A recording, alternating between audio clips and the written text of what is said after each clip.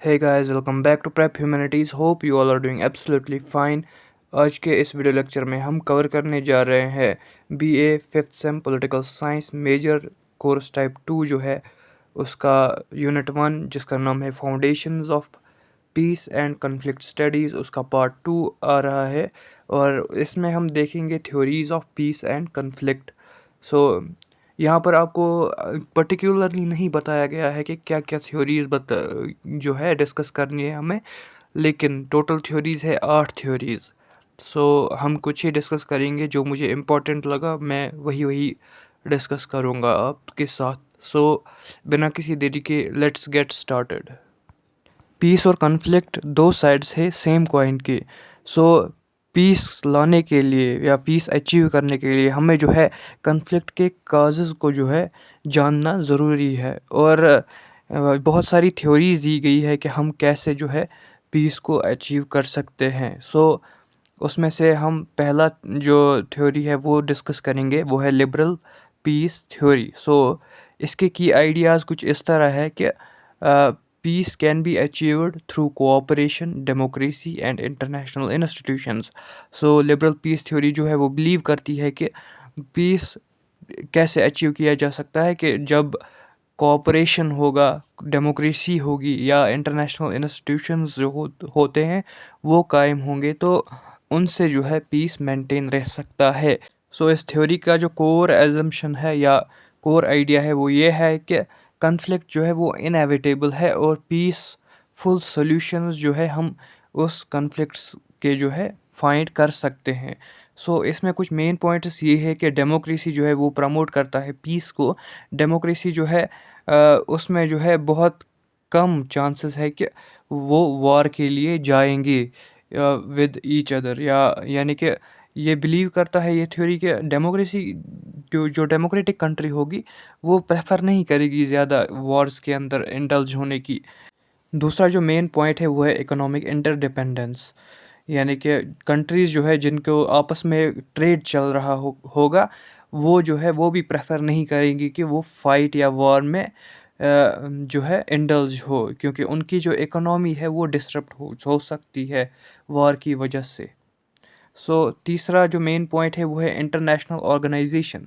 सो United Nations जैसे organisations जो होते हैं ना वो हेल्प कर सकते हैं कि वो मीडिएट कर सके डिस्प्यूट्स को और प्रिवेंट कर सके कन्फ्लिक्ट्स को, यानी कि वो दो कन्फ्लिक्टेड पार्टीज़ के दरमियान एक मीडिएटर बनकर आ सकता है और उनकी जो है उनको जो है किसी एक मेन मुद्दे, किसी एक मेन एग्रीमेंट पर ला सकता है जो दोनों का जो है म्यूचुअली एक्सेप्टेड एग्रीमेंट हो।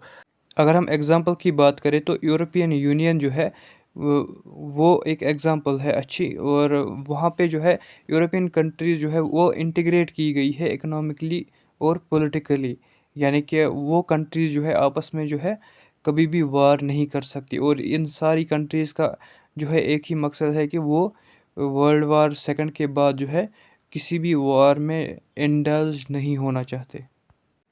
Second theory is Marxist theory of conflict. So इस थ्योरी के की आइडियाज़ है कन्फ्लिक्ट जो है वो अराइज होता है क्लास स्ट्रगल और इकोनॉमिक इनइक्वालिटी की वजह से। सो इस थ्योरी के जो कोर एजम्पशन है वो ये है कि सोसाइटी डिवाइडेड है दो क्लासेस में, एक है बॉर्गियोसी और दूसरा है प्रोलिटरेट। बॉर्गियोसी वो है जो मीन्स ऑफ प्रोडक्शन ओन करते हैं और प्रोलिटरेट वो है जो उन वेल्दी पीपल्स के लिए जो है काम करते हैं। इससे जो है टेंशन और कन्फ्लिक्ट जो है पैदा होता है। सो इस थ्योरी के मेन पॉइंट्स कुछ इस तरह है। क्लास कन्फ्लिक्ट सबसे पहला पॉइंट, इसमें कहा गया है कि जो वेल्दी लोग हैं यानी कि बॉर्जियोसी जो मीन्स ऑफ प्रोडक्शन जो है ओन करते हैं वो कंट्रोल करते हैं रिसोर्सेज को, और जो वर्किंग क्लास है यानी कि प्रोलिटरेटस वो जो है अपने राइट्स के लिए जो है फाइट करते हैं और अपने अपॉर्चुनिटीज़ के लिए। दूसरा मेन पॉइंट इस थ्योरी का है इनइक्वालिटी लीड्स कन्फ्लिक्ट, यानी कि जब रिसोर्स और पावर जो है वो कंसंट्रेटेड हो सिर्फ और सिर्फ कुछ ही लोगों के हाथों में, इससे जो है सोशल टेंशन्स होते हैं और कन्फ्लिक्ट अराइज होते हैं बिटवीन प्रोलेटरेट एंड बॉर्जियोसी। सो तीसरा जो मेन पॉइंट है वो है revolution for piece. So Marxist जो है वो आर्ग्यू करते हैं इसके अंदर कि जो एक ही रास्ता है इस सबसे बाहर आने का, और पीस मेंटेन करने का, वो है रेवोल्यूशन और रीडिस्ट्रीब्यूटिंग वेल्थ, जिससे जो है हमारा पीस जो है अचीव हो सकता है। मार्क्सिस्ट बिलीव करते हैं कि जब तक रेवोल्यूशन नहीं आएगा और जब तक हम इस वेल्थ को जो है रीडिस्ट्रीब्यूट वापस नहीं करेंगे, तो तब तक जो है पीस अचीव नहीं होगा। एक एग्ज़ाम्पल ले सकते हैं हम रशियन रेवोल्यूशन की, 1917 में जो हुआ था। वर्किंग क्लास जो है वो थक चुकी थी एक्सप्लॉयटेशन से, जो एक्सप्लॉयटेशन हो रहा था बॉर्गियोसी की के द्वारा प्रोलिटरेट क्लास के लिए। सो एक रिवॉल्ट हुआ against the ruling elites. Another theory is realist theory of conflict and peace. So ये थ्योरी जो है इसका की आइडिया है कि कॉन्फ्लिक्ट इज़ इनएविटेबल, यानी कि कॉन्फ्लिक्ट जो है एक ऐसी चीज़ है जिसे हम रोक नहीं सकते, जिसे हम प्रिवेंट नहीं कर सकते। और ये होता है एक वजह से जो है कंपटीशन। सो कंपटीशन जब होता है पावर और रिसोर्सेज के लिए, तब कॉन्फ्लिक्ट होता है। और इसका जो कोर एजम्पशन है वो ये है कि जो भी स्टेट्स या कंट्रीज़ है वो हमेशा जो है एक स्ट्रगल में होती है, पावर स्ट्रगल में, या हम ये कहेंगे एक ऐसे स्ट्रगल में कि वो सरवाइव कैसे करेंगे इंटरनेशनल अरीना के अंदर। सो इस थ्योरी के जो मेन पॉइंट्स है वो है human nature, power struggle, war as a tool. So ये तीन जो है मेन पॉइंट्स है। पहला पॉइंट जो है वो है ह्यूमन नेचर। सो रियलिस्ट जो है वो बिलीव करते हैं कि ह्यूमन जो है होता है ना, इंसान जो होता है वो सेल्फिश होता है और पावर सीकिंग होता है अपने नेचर में। यानी कि ह्यूमन का नेचर जो होता है वो सेल्फिश और पावर सीकिंग है। वो कुछ भी कर सकता है पावर के लिए, अगर उसको जो है पावर की लत लग जाए, और वो सेल्फिश भी बन सकता है इस चीज़ के लिए। सो सेकंड जो मेन पॉइंट है वो है पावर स्ट्रगल। सो जो अमन है वो तभी हो सकता है जब बैलेंस ऑफ पावर होगा किसी भी स्टेट के अंदर या कंट्री के अंदर। यानी कि जब जो है कोई भी स्टेट स्ट्रांग उतनी नहीं होगी कि वो डोमिनेट कर सके बाकी स्टेट्स को। यहाँ पर हम बेस्ट एग्जांपल दे सकते हैं कोल्ड वॉर के दौरान, जब बाईपोलर वर्ल्ड था, यानी कि जब दो मेजर पावर्स थे, यूएस और सोवियत यूनियन, दोनों के पास जो है न्यूक्लियर वेपन्स थे, जिससे जो है बैलेंस था। So the next theory is Galtung's conflict triangle. So इस थ्योरी का जो की आइडिया है वो है कॉन्फ्लिक्ट जो है वो एक कम्प्लेक्स चीज़ है जो जिसके जो तीन मेन कंपोनेंट्स है। एक है डायरेक्ट वायलेंस, और दूसरा है स्ट्रक्चरल वायलेंस, तीसरा है कल्चरल वायलेंस। सो गेल्टंग जो है, जॉन गेल्टंग, वो उसने ये थ्योरी दी है कॉन्फ्लिक्ट ट्रायंगल की, और वो एक नॉर्वे के रहने वाले सोशोलॉजिस्ट है, और उसने पीस एंड कॉन्फ्लिक्ट पे भी बहुत सारी रिसर्चेस की हुई है। सो इस थ्योरी के जो मेन पॉइंट्स है वो कुछ ऐसे हैं कि डायरेक्ट वायलेंस की बात की गई है, स्ट्रक्चरल वायलेंस की बात की गई है, कल्चरल वायलेंस की बात की गई है, और पीस कैसे हम मेंटेन करेंगे इसकी भी बात की गई है। सो डायरेक्ट वायलेंस में हम देखेंगे कि फिज़िकल वायलेंस जो होता है, वॉर, डोमेस्टिक अब्यूज़, इसे डायरेक्ट वायलेंस कहा गया है। सो स्ट्रक्चरल वायलेंस उस वायलेंस को कहा गया है जब इनइक्वालिटीज़ जो है बहुत ज़्यादा बढ़ जाए सोशल सिस्टम के अंदर, और जिससे जो है लोगों को हार्म हो इनडायरेक्टली या डायरेक्टली, चाहे वो पॉवर्टी के थ्रू हो, लैक ऑफ हेल्थ केयर के थ्रू हो, या फिर मार्जिनलाइजेशन के थ्रू हो। ये भी आप कह सकते हैं मार्जिनलाइजेशन यहाँ पे। So third point, cultural violence को जो है ऐसे जो है डिफ़ाइन किया गया है, कहा गया है कि कल्चरल बिलीफ्स और कल्चरल नॉर्म्स जो होते हैं, जब वो जस्टिफाई करते हैं वायलेंस को, तो उसे कल्चरल वायलेंस कहा जाता है, चाहे वो रेसिज्म हो, रिलीजियस एक्सट्रीमिज़म हो, अनटचेबिलिटी हो वगैरह। और पीस हम कैसे कायम करेंगे इन सब चीज़ों के होते हुए? सो एक ट्रू पीस हम उसे कहेंगे, या जिसे हम पॉजिटिव पीस भी कह सकते हैं, वो अचीव तभी होगा जब हम स्टॉप करेंगे, रोकेंगे फिज़िकल वायलेंस को, और जो है एड्रेस करेंगे स्ट्रक्चरल और कल्चरल वायलेंस को भी। और एक एग्ज़ाम्पल दी गई है जो साउथ अफ्रीका के अंदर अपार्थाइड हुआ था। जो वाइट्स है जो वो ब्लैक्स को जो है बहुत ज़्यादा डिस्क्रिमिनेट किया करते थे, और वाइट्स अपने आप को जो है सुप्रीम मानते थे। सो इस अपार्थाइड को जो है एंड करने के लिए जो है एड्रेस करना पड़ा था डीप रूटेड रेशियल इनइक्वालिटी जो हुई थी।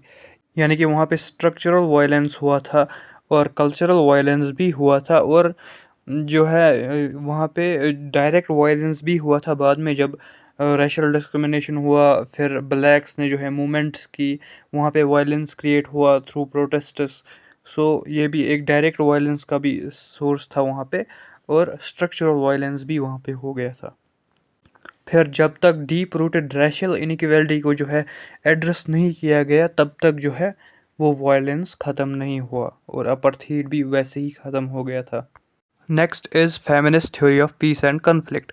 इसका की आइडिया कुछ इस तरह है कि जेंडर इनइक्वालिटी जो है उससे कन्फ्लिक्ट्स होते हैं, और अगर हमको जो है पीस मेंटेन करना है, लॉन्ग लास्टिंग पीस, और इन कन्फ्लिक्ट्स को जो है अवॉइड करना है, तो हमें जेंडर इक्वालिटी जो है उसको प्रमोट करना है।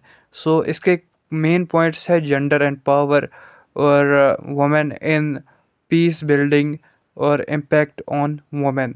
सो पहला जो मेन पॉइंट है वो है जेंडर एंड पावर। उसमें जो है फेमिनिस्ट्स आर्ग्यू करते हैं कि जो ज़्यादातर सोसाइटीज़ है वो पैट्रियार्कल है, यानी कि मेन जो है वही डोमिनेट करते हैं पॉलिटिकल और सोशल इंस्टीट्यूशंस को वहाँ पे, जिससे जो है वायलेंस और ऑपरेशन होता है जो वुमेन्स है उनके ऊपर। सो दूसरा जो मेन पॉइंट है वो है वुमेन इन पीस बिल्डिंग, यानी कि इसमें बोला गया है कि अगर हम जो है औरतों को भी जो है पीस प्रोसेस में जो है शामिल करें, उससे जो है पीस एग्रीमेंट जो है ज़्यादातर ज़्यादा देर तक लास्ट कर सकती है, क्योंकि वुमेन जो है वो बहुत सारे पर्सपेक्टिव्स ला सकती है एक नेगोशिएशन के अंदर। और जो थर्ड मेन पॉइंट है वो है इम्पैक्ट ऑन वुमेन, यानी कि इसमें कहा गया है वॉर्स और कॉन्फ्लिक्ट्स जो है वो डिसप्रपोर्शनेटली जो है अफेक्ट करती है वुमेन को। सो वुमेन्स की जो नीड्स है उनको एड्रेस करना जो है वो ज़रूरी है, ताकि पीस हम बिल्ड कर सके एक सोसाइटी के अंदर। सो एग्ज़ाम्पल दी गई है लाइबेरिया की, जहाँ पर जो औरतें हैं उन्होंने बहुत इम्पोर्टेंट रोल अदा किया था कि वो सिविल वार को जो है एंड करे through non violent protests and advocacy. Next and important theory is constructive theory of peace and conflict. So इसका की आइडिया ये है कि कन्फ्लिक्ट जो है वो शेप होता है किससे, सोशल और कल्चरल बिलीफ्स, चाहे वो सोशल और कल्चरल आइडेंटिटीज़ एंड परसेप्शंस हो।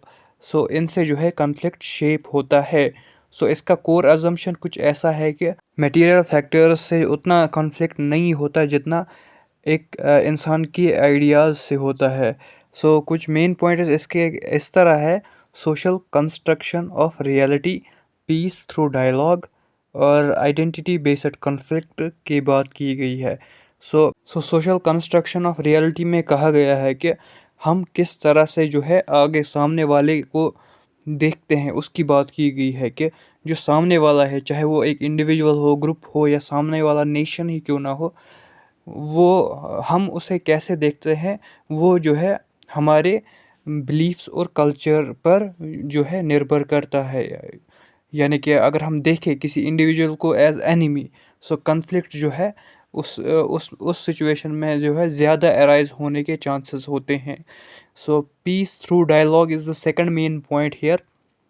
सो कन्फ्लिक्ट्स जो है वो हम रिड्यूस कर सकते हैं by changing the way we perceive each other, यानी कि कन्फ्लिक्ट्स को हम जो है कम कर सकते हैं जब हम जो है अपना way of perceiving each other जो है चेंज करेंगे, यानी कि जिस तरीके से हम एक दूसरे को जो है अंडरस्टैंड करते हैं उस तरीके को जब हम चेंज करेंगे, सो थ्रू डायलॉग ये पॉसिबल हो सकता है, या कल्चरल एक्सचेंज जब होता है उससे भी वो पॉसिबल हो सकता है। So third main point is identity based conflict, यानी कि इसमें कहा गया है कि बहुत सारे मॉडर्न कन्फ्लिक्ट जो है वहाँ पे इशू होता है आइडेंटिटी का मेनली, चाहे वो एथनिक आइडेंटिटी हो, रिलीजियस आइडेंटिटी हो या नेशनल आइडेंटिटी हो। सो इन इन जैसे जो इश्यूज़ और कॉन्फ्लिक्ट्स को रिजॉल्व करने के लिए हमें चाहिए कि हम एड्रेस करें कि हम अपनी आइडेंटिटीज़ को कैसे शेप कर सकते हैं। For example Israel Palestine conflict हो रहा है। सो वहाँ पे जो है कंस्ट्रक्टिविस्ट्स जो है वो आर्ग्यू करते हैं कि ये कॉन्फ्लिक्ट जो है वो सिर्फ़ और सिर्फ ज़्यादातर जो है डीपली रूटेड है आइडेंटिटीज़ पर, और जो नैरेटिव्स बनाए गए हैं एक दूसरे के ऊपर। So this was it for today. उम्मीद है आपको हमारा ये वीडियो पसंद आया होगा। अगर पसंद आया तो लाइक शेयर एंड सब्सक्राइब करना ना भूलिएगा। तो आज के इस लेक्चर में हमने ऑलमोस्ट 6 थ्योरीज देखी कॉन्फ्लिक्ट और पीस स्टडीज़ की। और अगर कोई और थ्योरी आपको लगे कि जो इम्पोर्टेंट है एग्ज़ाम पर्सपेक्टिव से, तो आप मुझे टेलीग्राम पे मैसेज कर सकते हैं। वहाँ पे मैं आपको बाद में उस थ्योरी के रिलेटेड जो है नोट प्रोवाइड कर दूँगा। Thank you for watching this video till the end, and best of luck for your exams.